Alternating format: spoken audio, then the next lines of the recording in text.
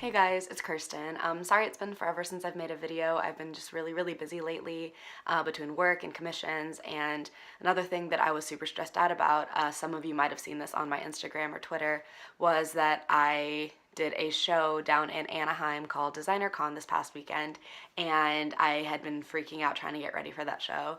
And I'm going to talk a little bit about that in this video today. I'm not going to go too in detail about my review and my opinions of DesignerCon. I actually wrote a blog post about it, which I will link down below, just because it was quite lengthy and I didn't want to ramble on too much about it, but I did have mixed feelings about the whole event in general. And I want to preface that with, on top of me not thinking the show went the show didn't go how I had hoped it would, I also had kind of just a really unfortunate weekend. Like, the whole weekend started off rough. Like, my van window broke, I overdrafted my debit card, I forgot merchandise back home in San Francisco. So the whole weekend was kind of rough to start out with. And then on top of that, by the end of the show, I actually ended up taking a huge financial loss on this event, which in terms of the numbers has never happened to me before. It was probably my least financially successful show that I've ever done, and I truly and honestly wasn't expecting that. And that was really hard for me because it was a new experience for me, and based on what I'd heard from other people, I kind of thought DesignerCon was going to be a really big, good show for me. I thought I was going to be really successful there, and when it wasn't, it was just this moment of all of my insecurities and all my self-doubts kind of creeping up on me. And unfortunately, I did have to drive from LA to San Francisco by myself on the way back, and that meant for 8 hours I was just sitting in a car just going over all of these things in my mind, and all I could think to myself was, I'm a failure, this was a huge mistake, I messed up, like, this was a really bad idea. Why did I do this? Like, why did I think this was a good idea?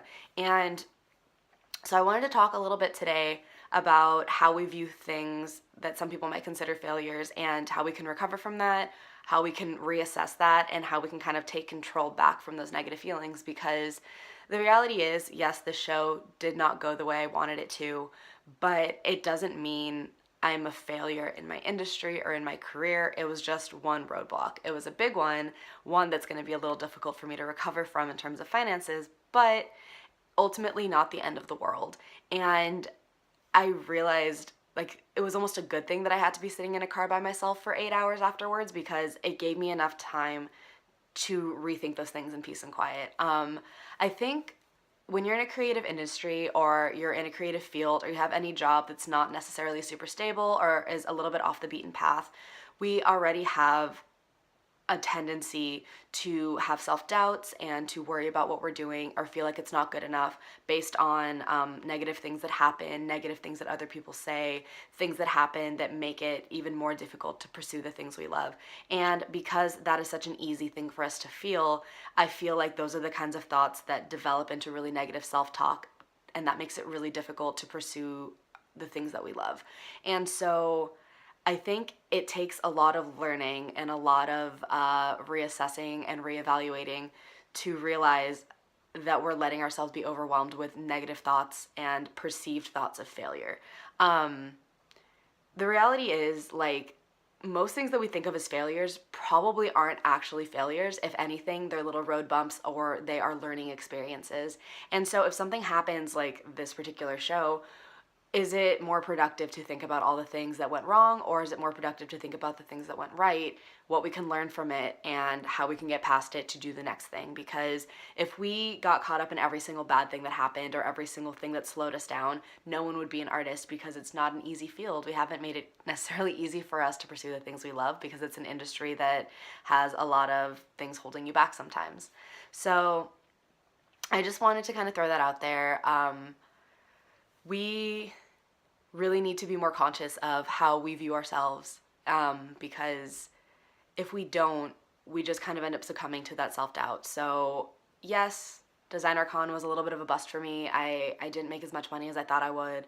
I have a ton of extra merch that I'm gonna have to deal with, but I still ultimately had a good weekend. Like, I had a lot of fun laughing with my friends, regardless of the van car situation. I got to meet a bunch of new people. I laughed a lot. I made some really good connections. I made some new followers.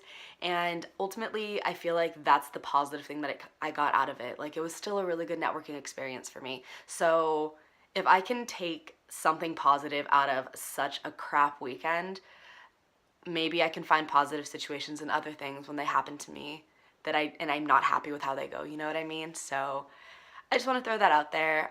Sorry it's not super concise, but I did want to mention that, especially this time of year, because it is the holiday season, which means a lot of us are going to be around family members who sometimes find it necessary to give their unasked for opinions about what you're doing with your life.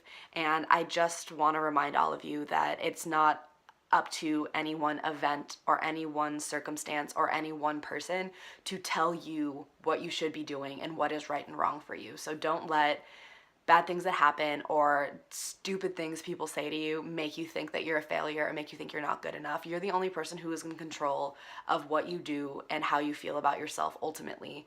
So just keep that in the back of your mind as we struggle through some of the more difficult months for some of us. And I hope you continue to do what you love doing, even if it's not always easy. I'm really proud of everyone out there who is doing that, and I'm really happy for all of the support I get from you guys for that. I'm working on extending the same pride and self-love to myself, but we're all working on it, right? Thank you guys so much for watching. Like this video if you liked it. Go ahead and subscribe if you want to see more videos. I will be getting back to a more regular schedule for posting soon. I absolutely promise. You can go ahead and support me on Patreon if you're interested in that. I will post the link below. And until my next video, I hope you guys have a great day. Sorry the camera keeps shaking. I'm on my bed right now. Sorry. Bye.